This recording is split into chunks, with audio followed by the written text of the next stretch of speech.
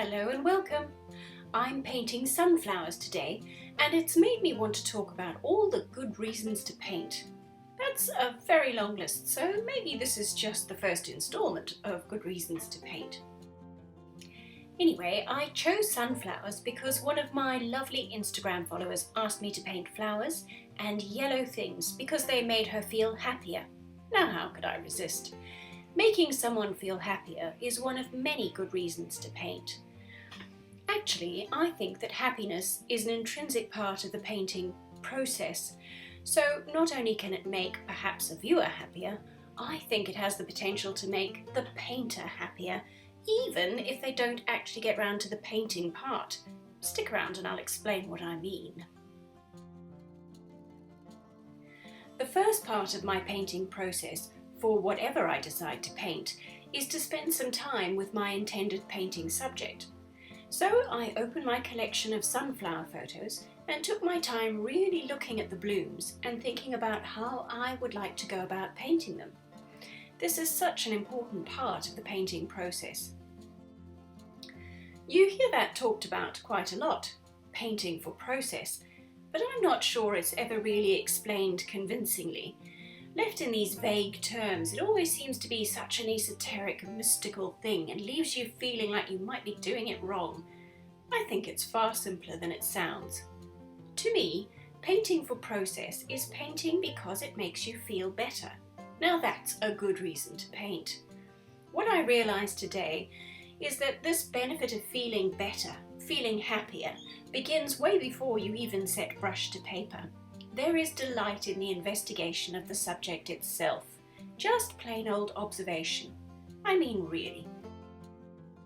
How can you not feel happier after spending just a few minutes immersed in images like this? Try it and see for yourself.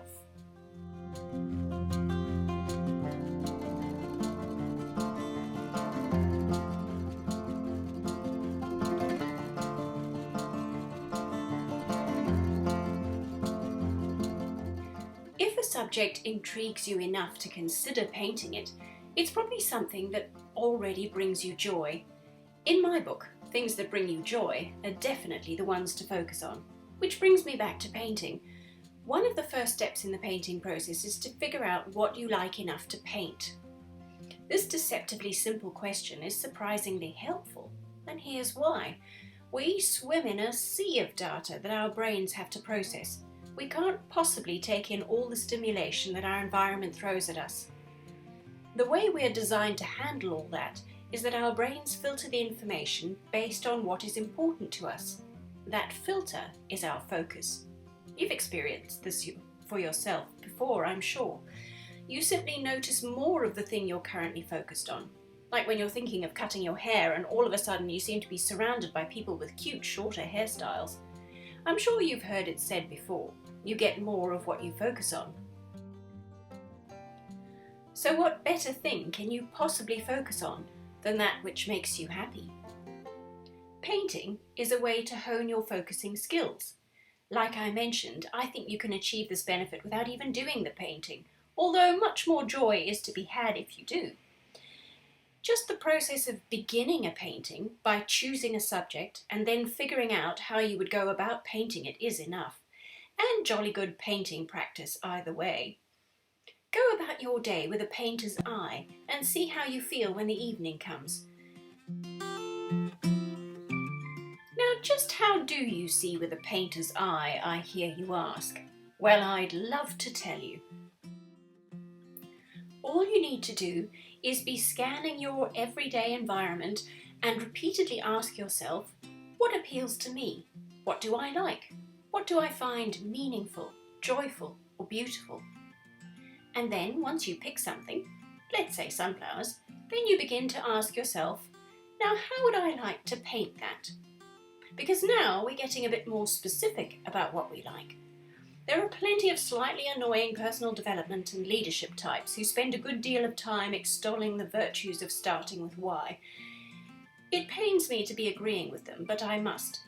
Start with why is slightly annoying to me because it seems to carry this weighty expectation of some lofty existential answer. But my philosophy in all things is that the simplest answer is the best answer. So with no grand and world-changing answers necessary, let's turn to the question of what do I like about sunflowers by way of an example. And of course, the answers here are very personal to me. You may have completely different things that you like about sunflowers, and that's really exactly the point. So the things that I like best about sunflowers are things like those abundant layers of petals. There's something just a little bit unruly about them, not like a neat structured lily or a tulip. Of course, I like those too, but there is an exuberance to the generous jumble of petals in a sunflower that I just adore. So I definitely want to be thinking about that when I paint.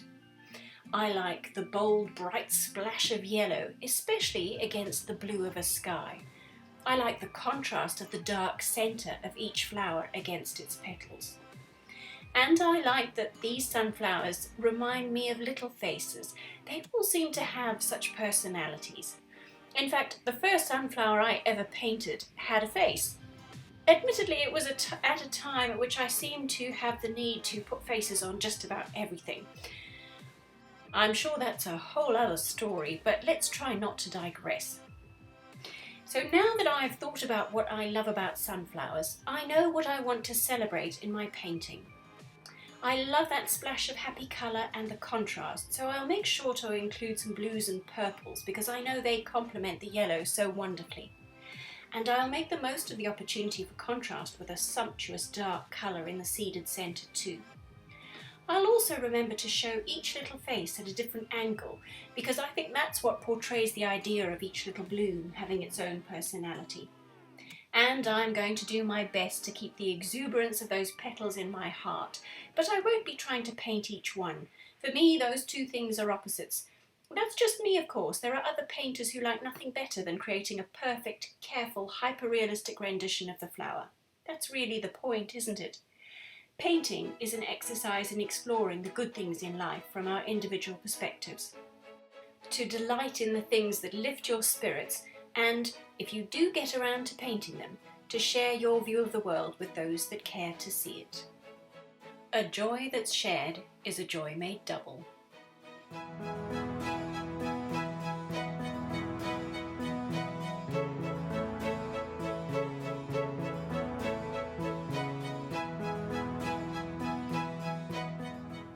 Now usually when I've done the splattering, it means the painting is finished. It's usually my kind of final flourish. But in this case, I didn't feel like I was quite there yet, and there was more that I wanted to add. So I've carried on adding the things that make my heart happy. And one of those things is the combination of a colour I've got called red violet, which plays so beautifully with the orange I've used to bring some depth into those petals. So I'm definitely going to add a little more of that. I'm using it to indicate the idea of some separation between the petals, and as well as the idea that the centre is further back from the viewer than those front petals. And as always, I'm going to use water to soften off the edges of those marks that I've made, because by now the oranges and yellows that I put in there to begin with have already started to dry, so I'm effectively painting on wet on dry unless I do something like that to soften out those edges. And it's also that I'm just really enjoying the painting process here, so I don't really want it to end. And there's no rules, there's nobody to tell me when the painting is actually finished, so I can keep going for as long as I like, because that's really the point of the exercise, isn't it? To paint because it's making you feel happier.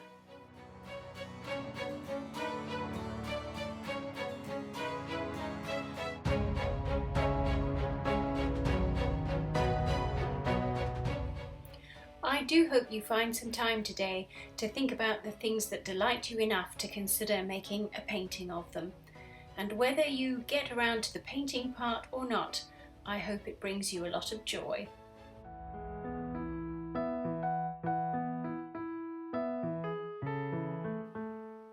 Thanks for watching. See you next time.